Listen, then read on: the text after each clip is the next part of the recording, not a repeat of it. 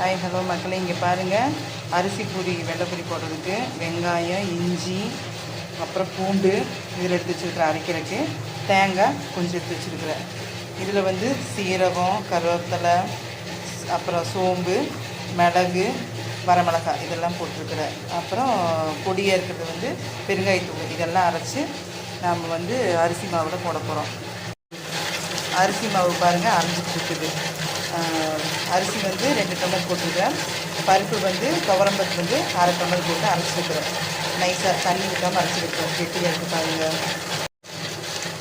வெங்காயம் கொரகொரப்பாக அரைச்சி வச்சுருக்கிறேன். அதே மாதிரி நான் சொன்ன மற்றது எல்லாமே இங்கே வந்து எப்படி கொரகொரன்னு அரைச்சி வச்சுருக்கிறேன். இதெல்லாம் எடுத்து இப்போ நம்ம அந்த மாவோடு போட்டுடலாம் அரைக்கிறதுக்கு. இது கொஞ்சம் அரைஞ்சதுக்கப்புறம் எடுத்து நம்ம பிடிச்சிக்கலாம் பார்க்கலாம். சரிங்களா? மாவு நான் எடுத்து போடுறேன் பாருங்கள், எவ்வளோ கெட்டியாக இருக்குது. சரிங்களா மக்களே? இங்கே பாருங்கள், அரிசி மாவு பொறுக்கி போட்டாச்சு.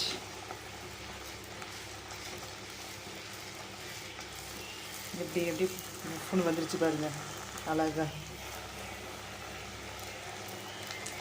நீங்களும் இதை மாதிரி உங்கள் வீட்டில் செஞ்சு கொடுங்க, நல்லாயிருக்கும். இதுக்கு கார சட்னி, இதுக்கு வந்து வெள்ளை பூண்டு சட்னி இல்லைன்னா தேங்காய் சட்னி செய்யுங்க, சூப்பராக இருக்கும்.